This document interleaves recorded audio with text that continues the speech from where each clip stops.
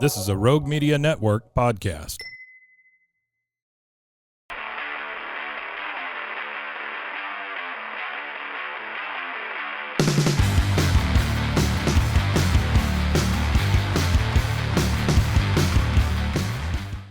All right, Andrew, let's start with an easy question. All right, because I know I've got you guessing what the hell I'm going to ask you.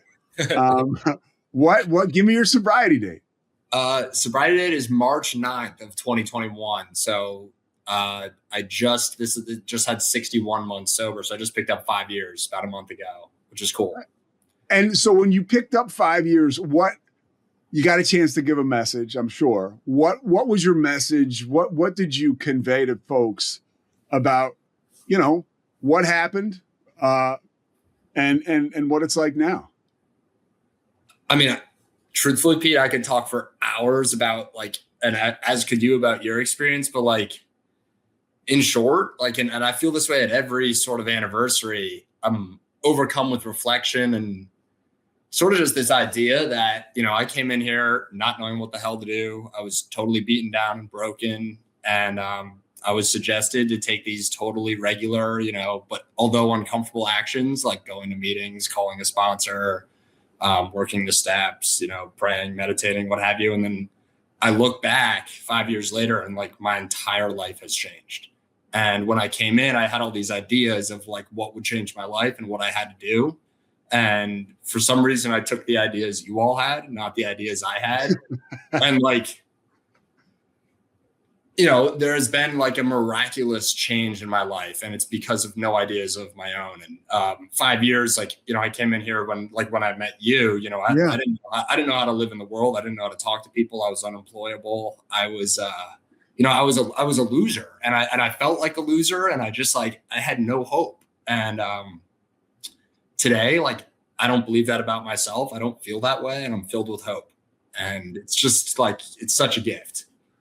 And you're a living, breathing miracle, just like I am. And some people will get, and I'm not going to get into the weeds with this, but that's just what I believe. I believe like what you just told me is a miracle. And, because I know what it was like or what you were like when you came in. And, I just knew a little bit about your story, and I see you now. And honestly, you put it so well. In 5 years, everything is different. Everything in the best way possible. Now, when you're growing up, did you grow up in DC, outside of DC, or where'd you grow up? Arlington, Virginia. So to outsiders, I say DC, but it's, it's just across the river. Yeah, this makes my brother want to throw up and my mom too, but I was conceived in Reston. So my parents lived in Reston in Northern Virginia. My dad worked at Amtrak. So he was working at Union Station. That was where his office was. And then he got transferred to Philly. So we were, they moved to a house in Philly, and then I was born there in that area. Best so area. Bring your roots to you. Just a little bit. Yeah. Conception part. Yeah. and I went to Richmond. So that was a big Virginia thing. I got a ton of friends in the DC area. I know you went to Gonzaga, right? St. Albans. St. Albans. Okay. Similar, but different. All boys high school. Yeah. Okay. Yeah. And so let's talk about your childhood. What was it like growing up? As far as alcohol was concerned, and I'm not asking for any dirty laundry on family members or whatever, but anything you're comfortable sharing as what kind of role did it play when you were real young before you even started drinking? Yeah. So I was thinking about this. So I was Pete's probably going to ask me about my childhood. And, to sum it up briefly, it's I had a great childhood. Mom and dad were married. We lived in a very safe neighborhood. I have 3 sisters. I love them. They love me, classic family fighting and whatnot. But, I'll get home from school, play outside. I was a big troublemaker, but nothing more than just young boy shenanigans. And, I remember thinking as a 4th and 5th grader, my older sister, she was a 9th grader or whatever, and she got caught drinking. And I was in 5th grade, and I was how could she do that? That is awful. I thought people who drank or smoked cigarettes were total losers.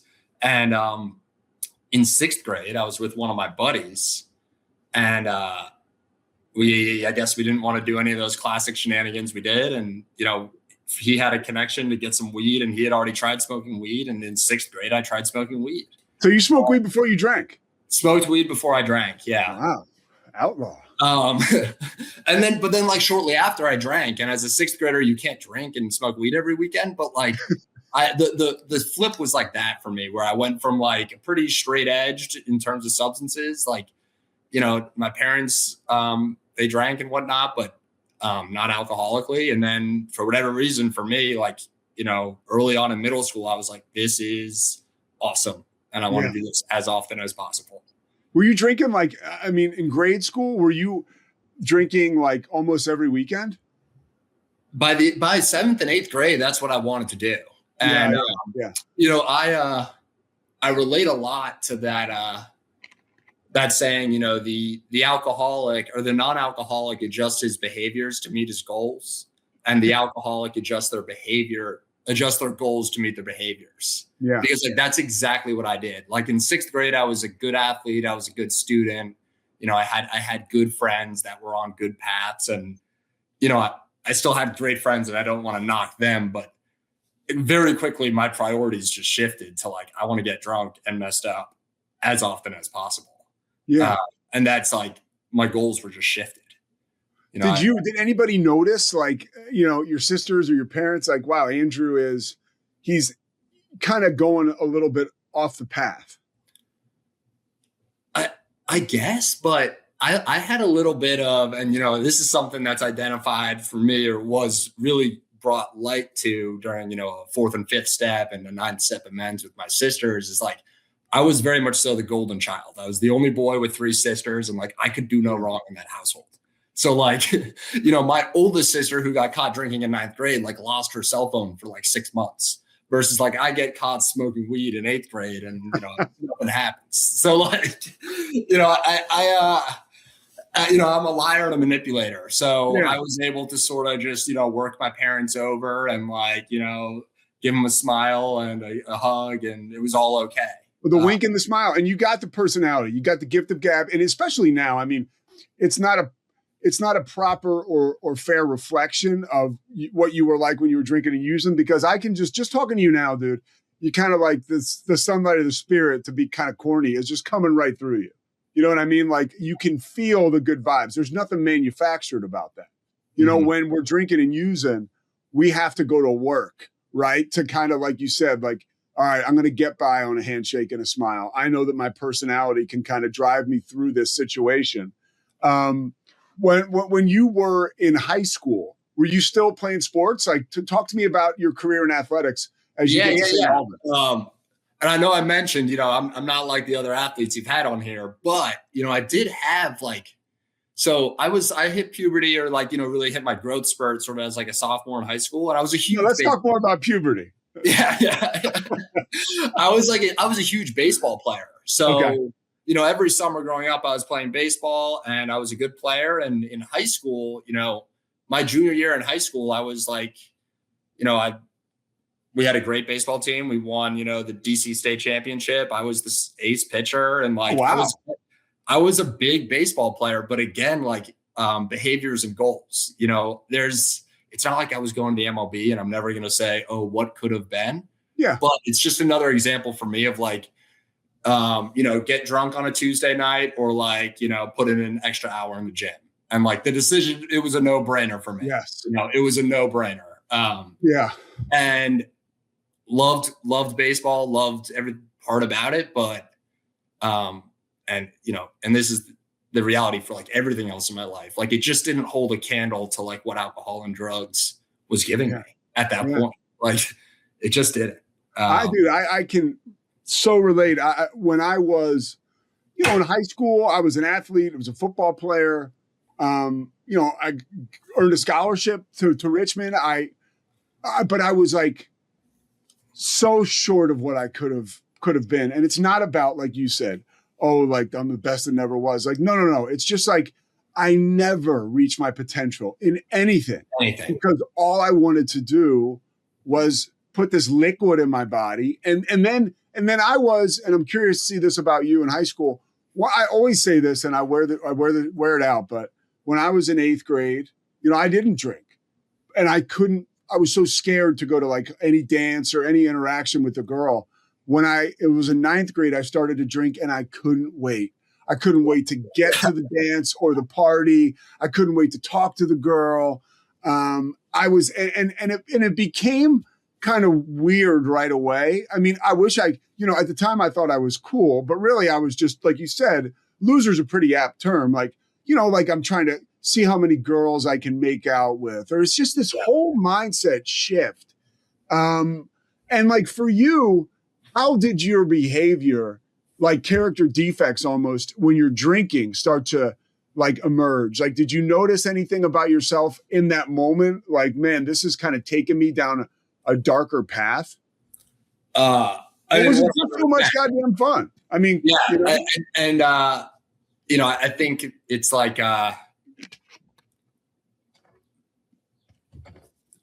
so my senior year of high school, and I think I might have talked about this. It was, or told you about this, but like, my mom was diagnosed with pretty serious cancer over winter break. And it was the first time in my life where like I said, at this point, I was getting messed up in some form or fashion every single day. And I was like, why am I like this? Why am I a drug addict and alcoholic? I always had these thoughts. I was like, this is more than what my friends do. Like, my friends don't practice shotgunning beers in their bathroom on a Tuesday night or a Monday night. Like, what is going on with me? What kind of drugs were you doing, Andrew? Any like? At that point, I was smoking weed 24/7, dabbling in psychedelics, and here and there taking a Xanax or doing cocaine. It hadn't really ramped up yet. Okay. But so my mom gets diagnosed, and it's like, I had this reflection, like I had this thought, and I knew it at the time. It was a selfish thought, but it was like, oh, this is my excuse to really drink and do drugs the way I want to.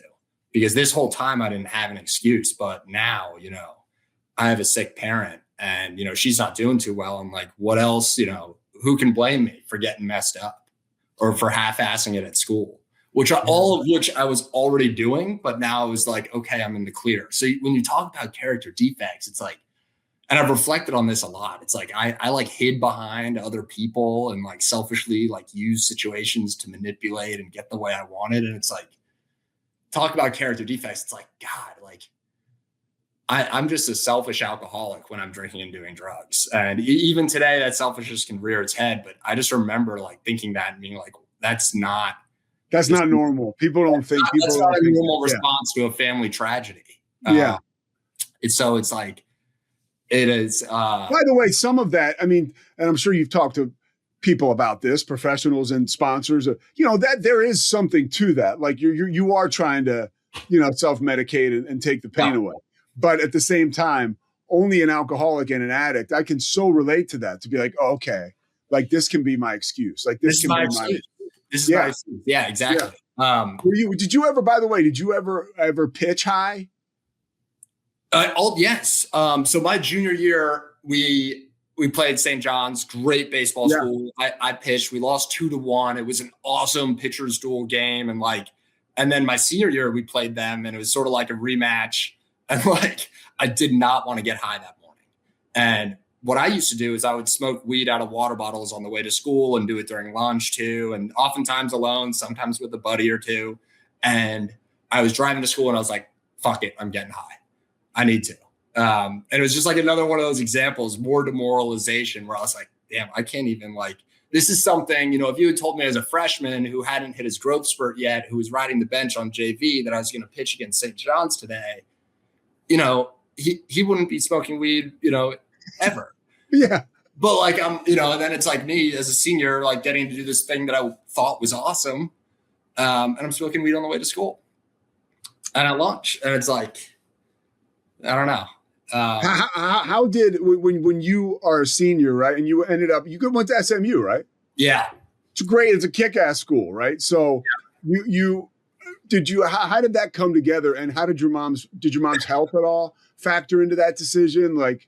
So, initially, not really. So my mom had that first bout with cancer, and the understanding was that she was going to get better. Obviously, she was re-diagnosed and ended up passing. But my college application process was just like everything else up to that point in my life, where I was like, well, well, I don't, at this point, I'm not going to play baseball D1. And it would be a D3 school that doesn't drink and do drugs the way I wanted to. So why not just go down south to a fraternity school and have as much fun as possible? And my parents, both from the Northeast, weren't necessarily like in love with the idea of going to Texas. It's very foreign. They're both from Boston. And, but SMU provided some sort of scholarship, and it was, for the academics, they were letting a bunch of people in, and it was like, all right, let's do it. It makes sense. So then I went down to Dallas, and then that's where things really went off the rails. I mean, it got crazy fast. What would talk to me about like your first, I remember the story about, cause I was in a miserable time in my life. I was in a bad relationship living in University Parks, and I would go to this 7-Eleven where I think you told me like you hit your what was before we get to that, what was like your earliest experience? Because let's face it, man, when I got to college and I was like, it's going to be kind of fun and crazy, but when you realize like school is out, like, and that you're going home to just another dude in your room, like it is, the wheels came off for me pretty quickly. What was your experience like that with that freedom? So initially, like I had the thought where, I had this opportunity to go to a great high school and get a great education. And I sort of just coasted my way through it, as we've discussed. And on like the flight or the weeks leading up to SMU, I'm like, all right, I'm going to focus up in college and like get my shit together and be a good student. And what that looks like for me, in active addiction is like, I get down there, plane touches down, I find a party, and I'm arrested twice in my first 2 weeks there. And I'm put on deferred suspension and a drug test. And, before I even had my first conduct hearing for my first arrest, I was arrested again. So it was brutal. Well, how were you arrested? What happened? I mean, without getting too more stories. It wasn't anything crazy, but one night it was minor in consumption of alcohol and a fake ID. And then the other time, which was like 4 days later, I was smoking weed, drunk as hell outside of the dorms, and the cops just walked up to us, and I got a minor in consumption and like a suspicion of marijuana. I don't think that was a charge. And then a fake ID. So. And how quickly did it like how long were you in school before you kind of like cratered and hit a bottom? So this is the thing. Then I meet with the conduct hearing, the conduct people, and they're like, all right, if you mess up again, you get suspended for a semester. And I was put onto a drug test. And that introduced the first ever experience I had with like trying to quit or limit or stop. And at this point, I had picked up, cocaine usage like multiple times a week. I was taking Xanax all the time. And I had to sort of like stop drugs. And I played the game of whack-a-mole where like eliminated the drugs, increased the alcohol. And about a month or two later, I was blacked out on a Tuesday night, and I was like storming into people's dorm rooms. And I wake up and I'm in my bed, and there's a conduct letter slid under my door. And so then I got sent home for the second semester of freshman year. And that was my first major punishment.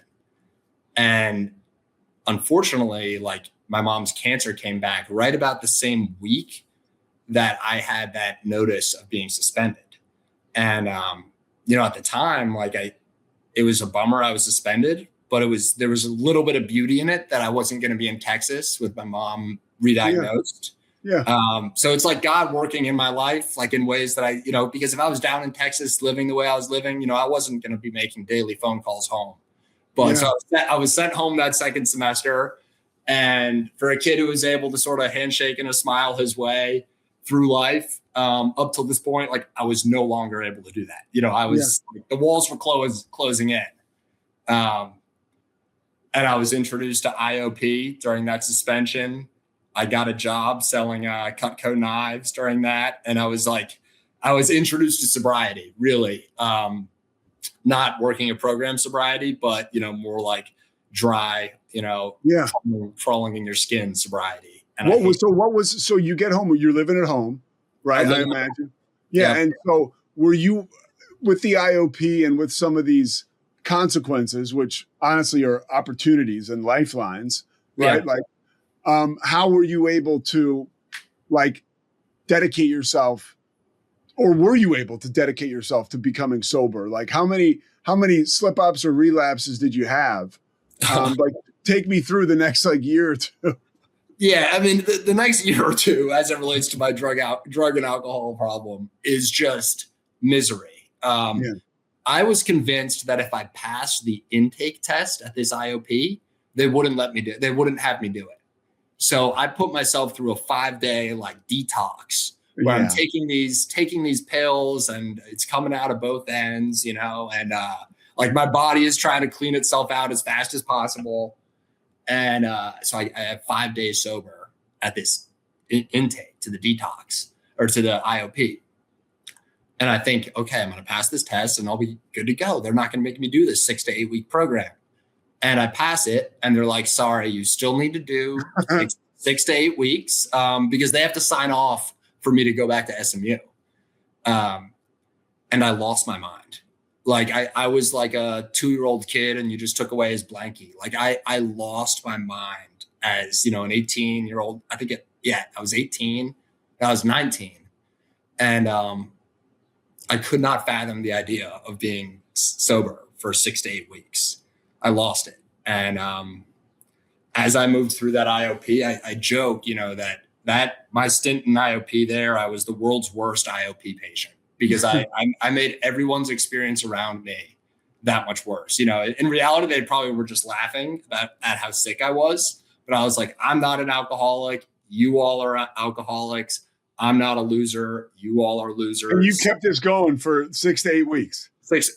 So 4 or 5 weeks in, we had a family wedding down in New Orleans. And my family obviously is dealing with, you know, my mom's health, and like we're all sort of like the family energy is going to that as it rightfully should have.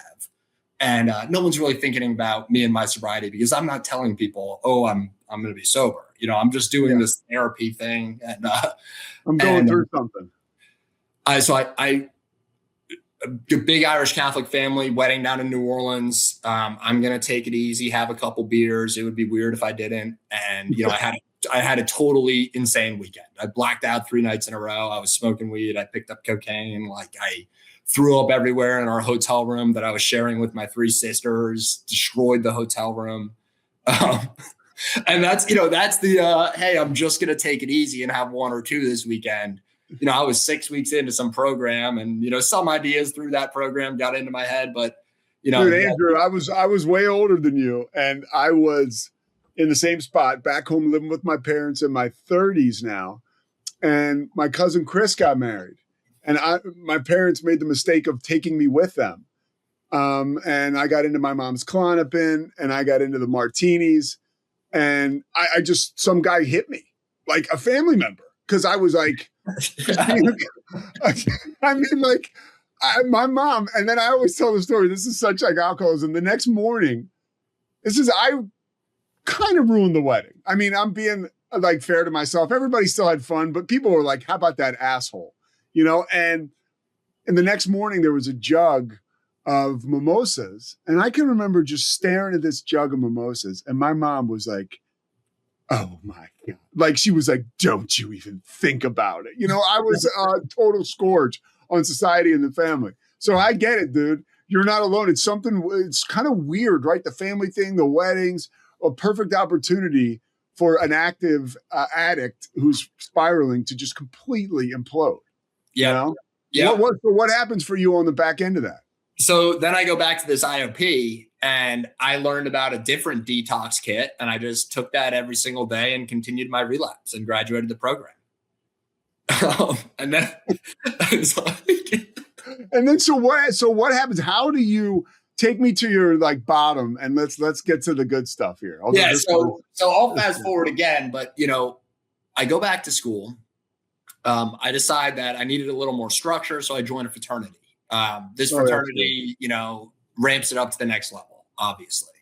And you know, I come home for winter break, and unfortunately, my mom passes away. And again, you know, family's in shambles. You know, my sisters need a brother, my father needs a son, and like Andrew just needs the bottle, really. How were you leading up to her passing away, like when you were home? So she passed December 14th. And I got back from winter break like December 11th. So there were like 3 days, and it was, it was a decline, and it was an awful time. And, again, that was sort of just like an inflection point, which is like the exact opposite of what my mom would have wanted. But it was an inflection point in my addiction where it's like, all right, like another, like I just pressed the fuck it button again,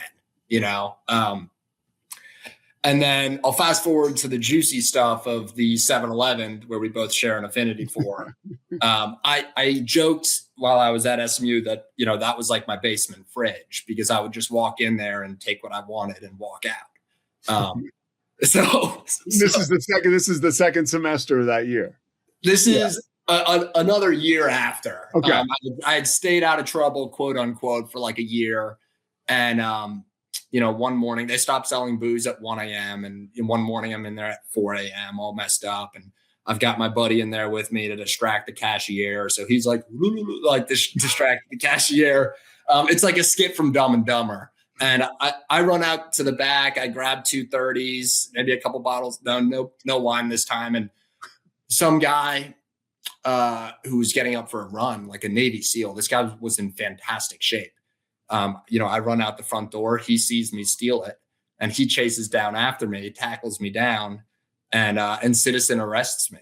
Son of a bitch. Yeah, unreal. God bless America. And I share that every time I lead a meeting, because I'm like, if there's anyone out here who's been citizens arrested, we share a special bond, because it is the most emasculating thing that's ever happened to me. Another man held me down and arrested me.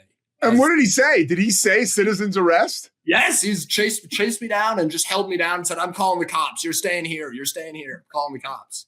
No. What was cool about that moment is the cops end up coming, a few minutes later, because they're sitting right there on campus, and this 7-Eleven's, a block away. And my buddies, who are all messed up like me, they call our one friend who's sober. And he's been sober for like 2 years, working the program, sponsoring guys. And he shows up at 4 a.m. or whatever time it was, and talks the cops out of, pressing charges and like bringing me to jail. And it was I had seen this guy from afar, do the deal. Like, not that I knew what the deal was, but I saw him doing the deal, and him helping me out. I was just like, no one else would have done that for me. And, I'm not doing that for someone else, but like, there's something special going on with this guy. And it was a classic attraction, not promotion moment for me, where I was like, the subliminal seed was planted, where like, this guy's living on a different plane, and it's a plane that I'm not familiar with. Yeah.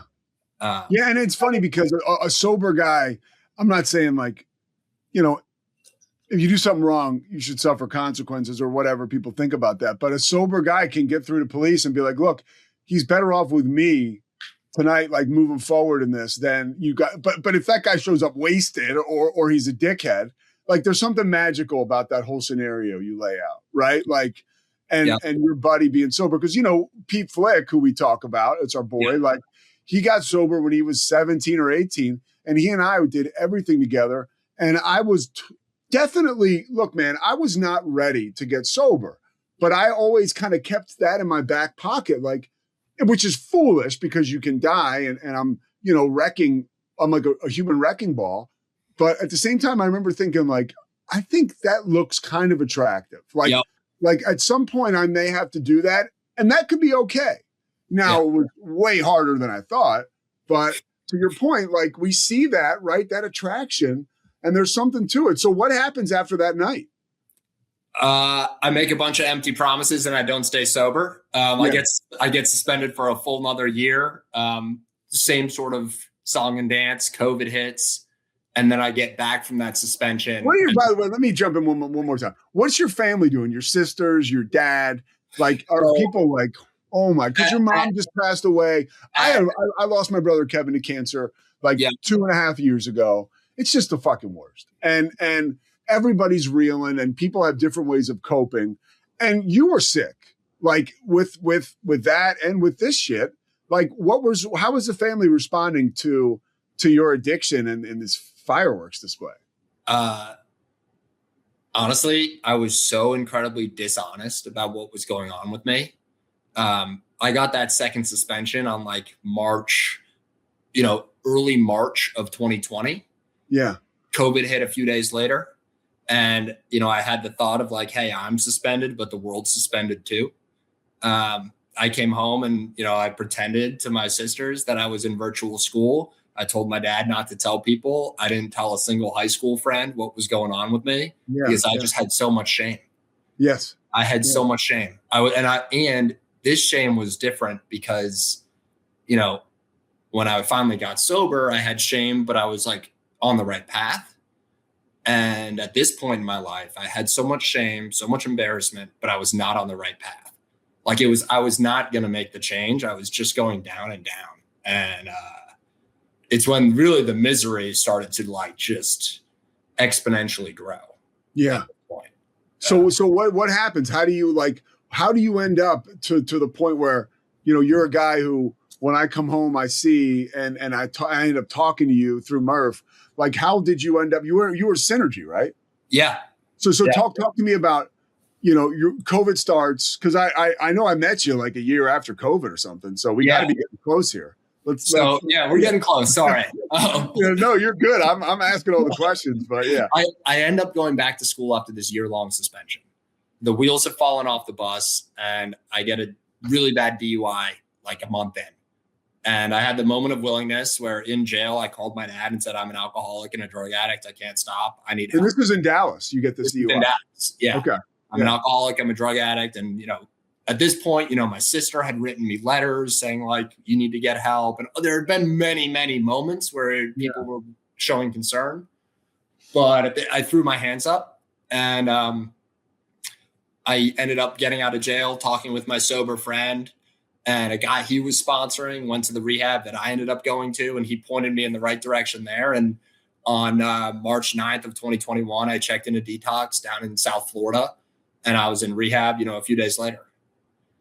And what happened to you when you got to rehab? Like for me, it was freaking crazy, man. I was ready and I just bought in. I don't know. Like I had the gift of desperation and I bought in. And I was never like the asshole per se, but I showed up to shit. I liked the way it made me feel when I was honest. And I was kind of off and running. Like, what was your experience like? Like, when you got there? And I'm not saying I was a model citizen, but I was done, dude. When I got there, I was fucking done. Yeah. I'd say I oscillated heavily between model citizen and also like peak troublemaker distractor. I was so insecure and didn't really know how to and you remember like when you're like telling a joke or talking to people sober for the first time, it's like I was so uncomfortable. Yeah. But like, and I always like remember this and that, like first 30 days, like being able to sleep sober, being able to eat a meal sober, being able to like wake up and like not immediately, like feel hungover. Like it was just, I started to notice those little gifts. Yeah. And then, so I wasn't model citizen, but this rehab, like we were doing a lot of AA. And I didn't know if AA was the path for me yet, but I just knew the way I was living was like just untenable.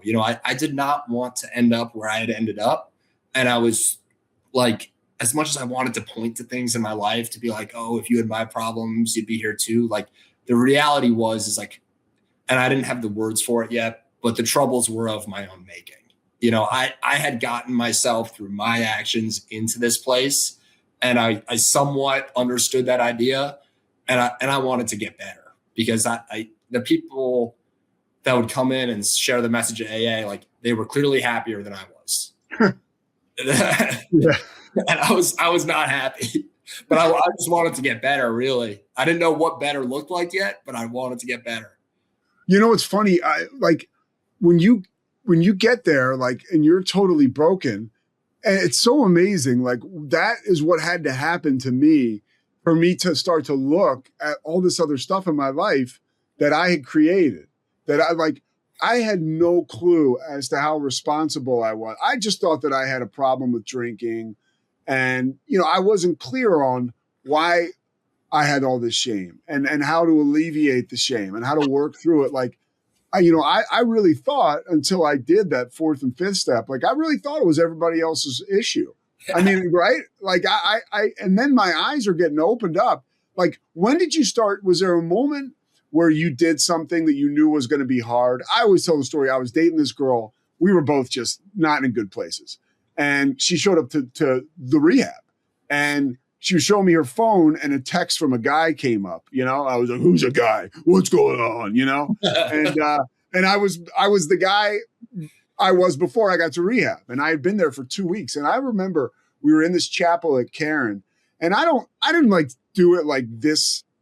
The execution wasn't this flawless, but I was like, there was a power greater than me that came over me and was just like, "You got to ask her to leave.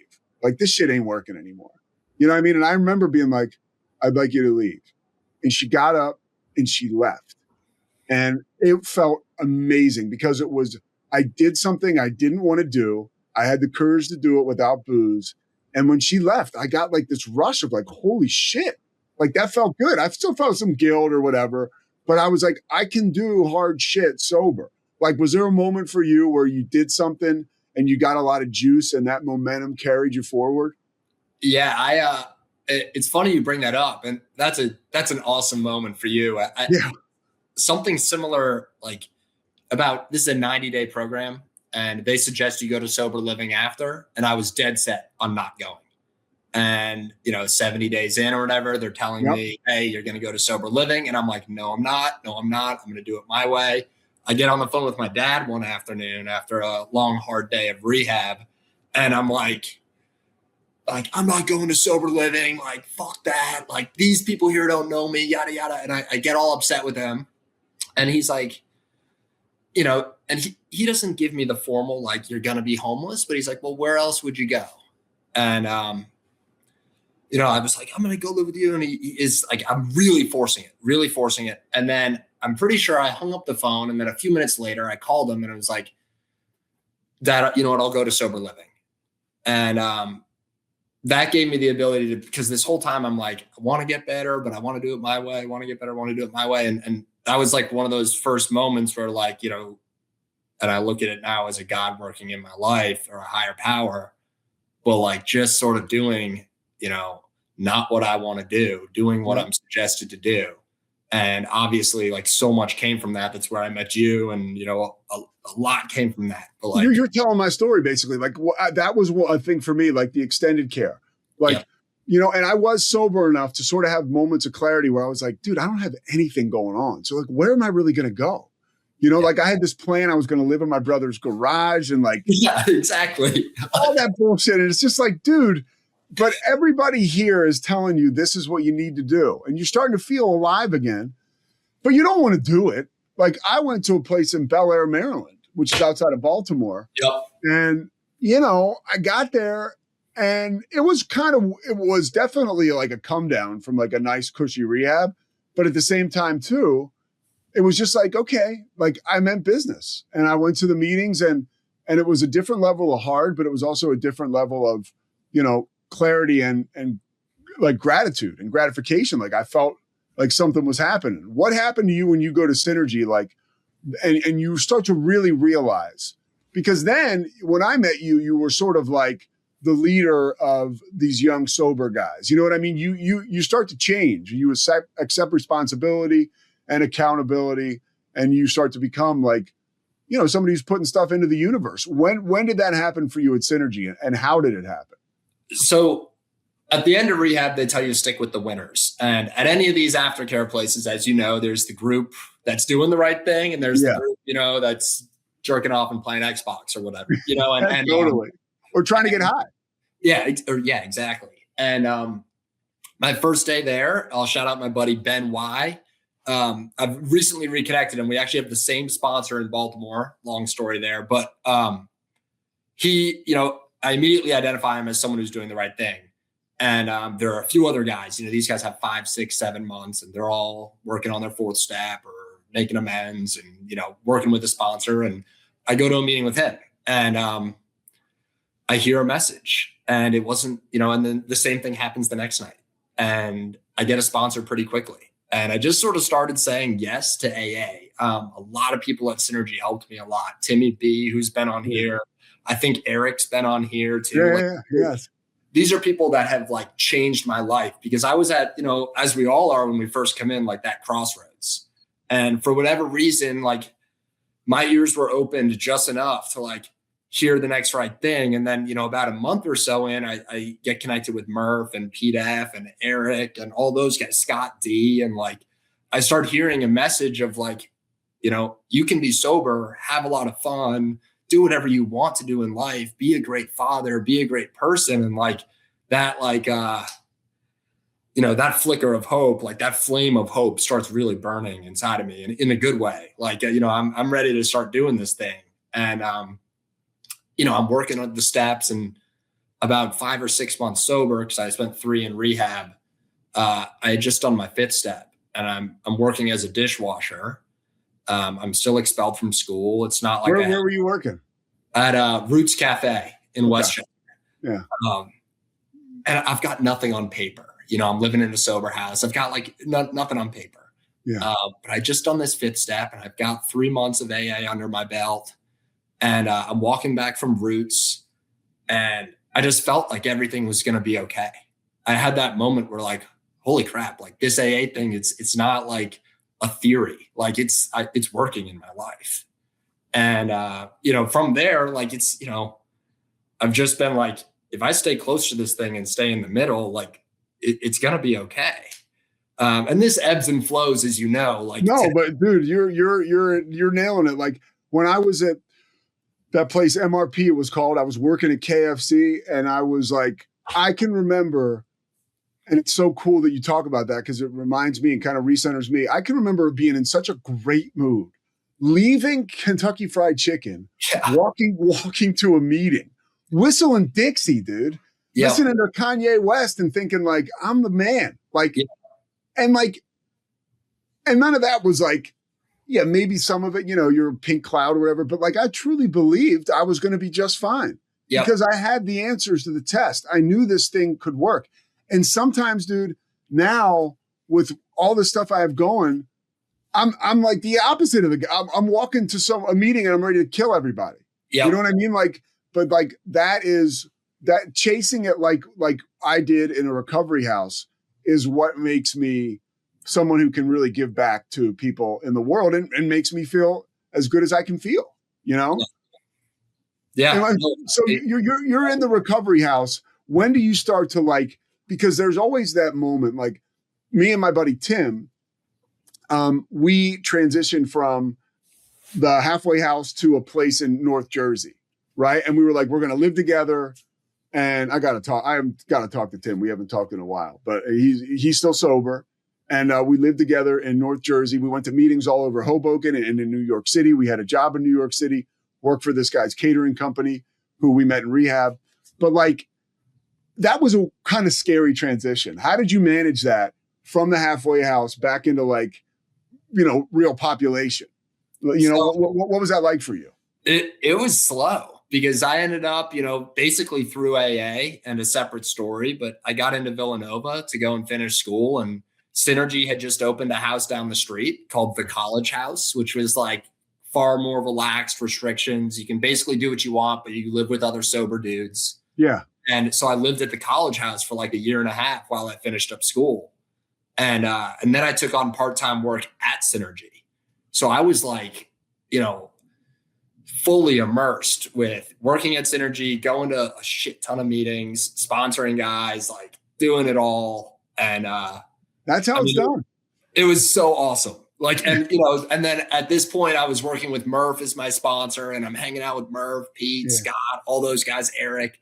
And I'm just like, so honestly enthused by the idea of being sober. Like, it is just like, I had been like, I was on such a beautiful pink cloud and was like, just, it's like the sunlight of the spirit, for example. Like I was just feeling and seeing it. And, I eventually graduated school and I moved back to DC. And by the time that transition happened, like I had been coming back to DC a bunch and I'd built an AA network, and it wasn't as scary as it could have been, I'd say, because I just such a fantastic network of Alcoholics Anonymous. Dude, and that's it. Like when for me too, like I was so embedded in the program that, like Tim and I, we didn't have to live together, but he was sober. I was sober. We were going to live together. We were going to go to meetings. He didn't go to as many meetings as I did, but that was cool because when I would come home, we would talk about recovery.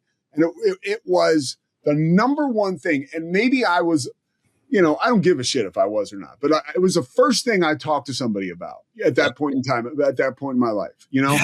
And, you mentioned you're in this beautiful home now, which you did not decorate. Your lovely girlfriend did. When did you start to date and how did you manage that? So it's honestly, it's an awesome story and I'll spare you the details, but we dated for a little when I was drinking and drugging and, I was awful to her and, it didn't work out. And then where'd you go? She's a DC girl. DC girl. I met her at the end of high school. We have sort of a long history. And then, we started dating at like the middle of COVID and it was, dating and active. You were still drinking and it just didn't work out. But I made amends to her sort of in like the 8 or 9 month sober range. And then we got back together like 6 months after that. So I was like a year and change sober and we started dating again. And, the adjustment with that, like one, I'm able to show up as a significant other today in a way that like I could have only dreamed about in the past.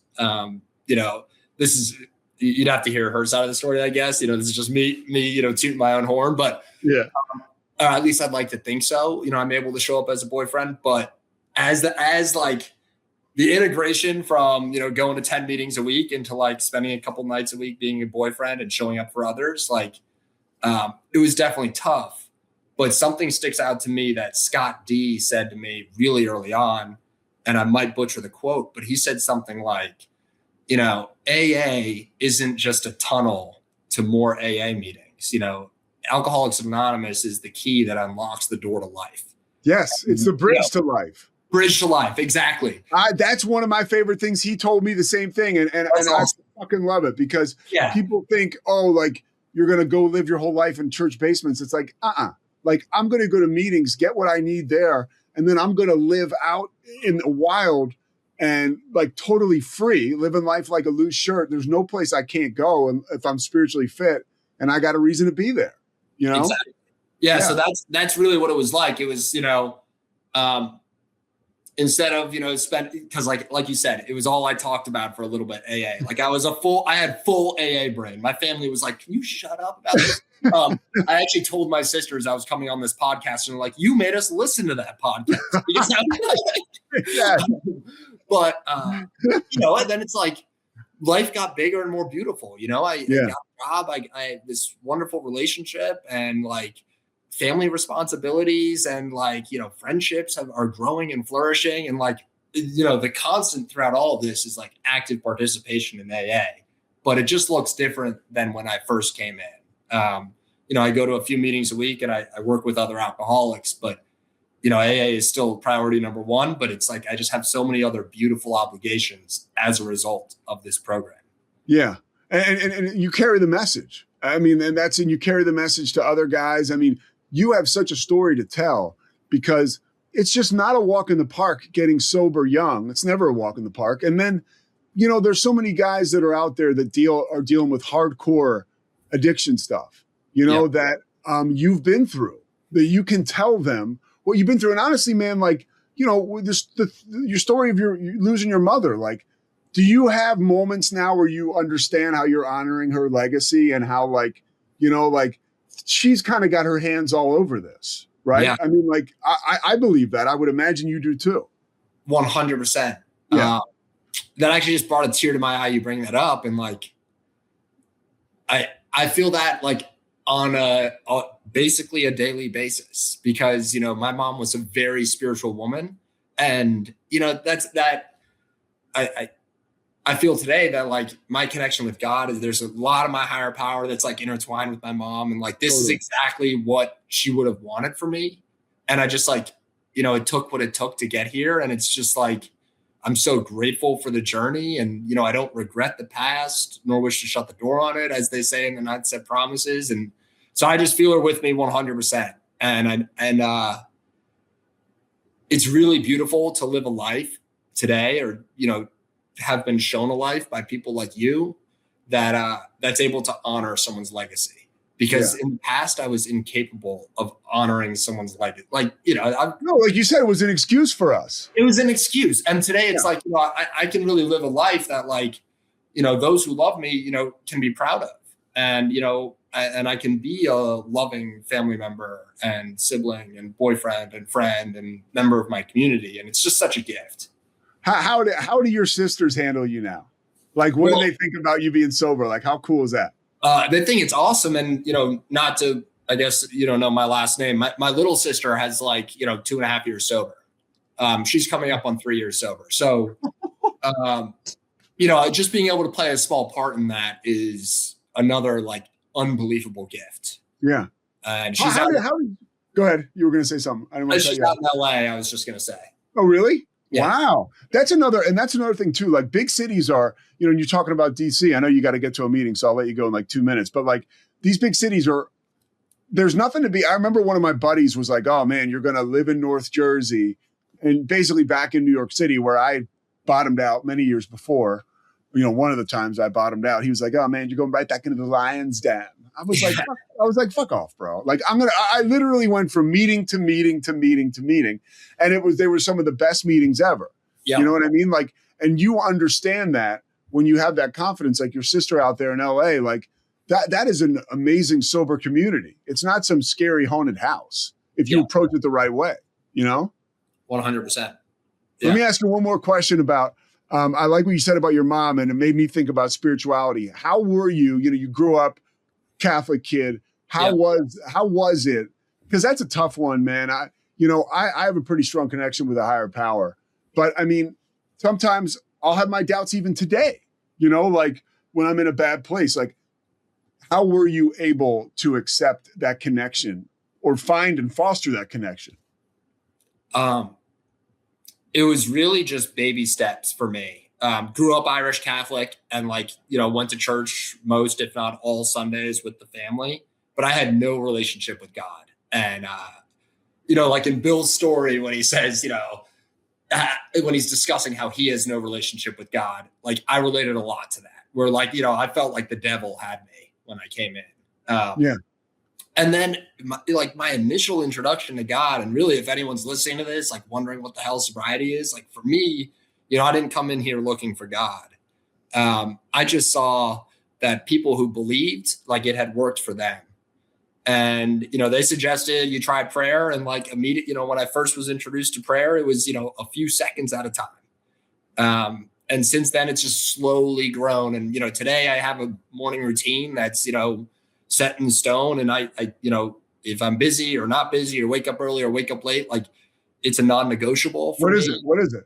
I pray for 5 to 10 minutes, and then I meditate. I set a timer. I read my little daily reading that I have here. And then, I meditate for anywhere from, 7 to 15 minutes. And that's just what I do every morning now. Yeah. And I just try to grow closer to God today. And I still can't really define it. My higher power is some combination of God and my mom and the rooms of AA and those who have come before me. And that's just what it is. But I can't even, it might change tomorrow, Yeah. I tell people that have just come in, that are kind of asking that question.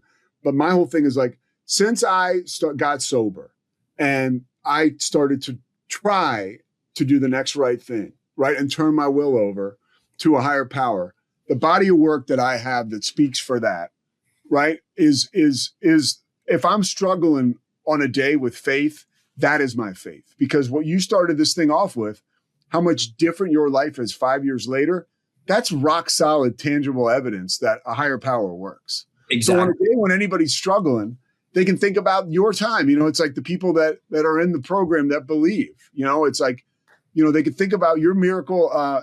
Like I said at the beginning. All right, last thing, it's 5:38. I stick to time. I'm good with this. Yeah. What do you tell somebody that's just coming in the rooms, a young kid that just can't stop, and asks you for help? I mean, I think the breaking it up into as small of pieces as possible is really helpful. something that was really hard for me to swallow was the idea of being sober for my entire life. But the reality is I really just have to be sober, you know, one day at a time, but really like 1 minute at a time or a couple hours at a time. So like tonight at this newcomers meeting, there'll be a guy, hopefully, you know, brand new. And it's like, let's go get dinner after. What are you doing tomorrow morning? You want to go to this, you know, there's a sober yoga class I'm going to tomorrow morning. It's like, I want to go to that. And, you know, keeping it easy and bite-sized and just sharing my experience when asked. Really, like, this thing worked for me, but I also know that lectures weren't keeping me sober when I came in. So just keeping it as easy as possible. And something I'd like to shout out you and Murph and all those guys for is like, you guys showed me that like this life doesn't need to be buttoned up and no fun. You know, you guys wear life like a loose t-shirt. And, you know, it was incredibly attractive when, you know, I first met you and, you know, Murph and Pete and all those guys. And I was like, you know, these guys have what I want. And this life doesn't have to be boring, awful. You know, it can be a life beyond our wildest dreams, and it can be whatever we want it to be. And I mean, I just found that so attractive. Magical, dude. Magical. Way to go. What number were you in baseball? I was 6. AK 6. I need you to be like double digits. 6? Yeah, no, I don't know. AK 6 doesn't work. AK 24 works. AK 24. Fuck, man. Simple question. You blew it. Dude, Andrew, that was amazing. Honestly. Dude, thank you so much. Yeah. You know, I love you. And you made the mistake of saying, hey man, let's get some more Payoff podcasts up. I was like, all right, brother. So seriously, that you sending that text to me, I needed this more than you even know, dude. So thank you so much. Well, thank you. Thank you for having me. Love you, man. Love you too, bud. Peace. Thanks so much for listening to the Payoff with Pete. Once again, I'm Pete Souza. And of course, we are part of the Rogue Media Network. All kinds of good podcasts you can find at roguemedianetwork.com. And of course, you can find this podcast and all those other ones wherever you get your podcasts, iTunes, Spotify, other spots like that.